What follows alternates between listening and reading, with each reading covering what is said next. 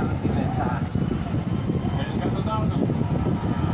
KDJ punches it through. Always an important basket.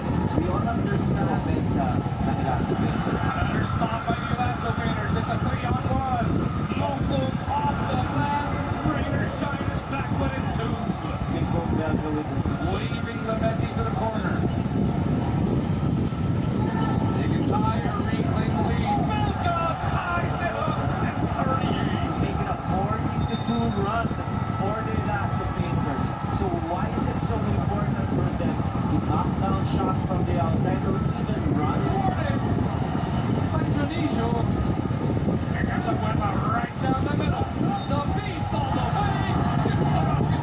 Thank The first thing is they really have to have better shot selection for talking about the Elasto Painters. Why?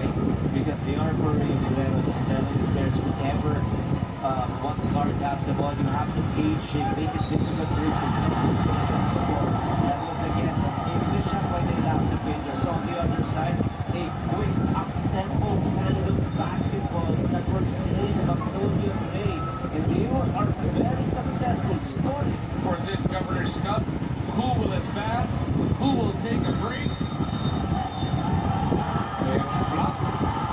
Ipinito ba? Al Ochieng.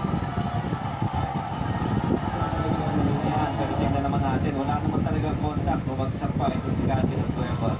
So they has no reason to fall. And the other thing is, you can just see the temperament of the entire Magnolia bench. Buti na lang si China, bigla na lang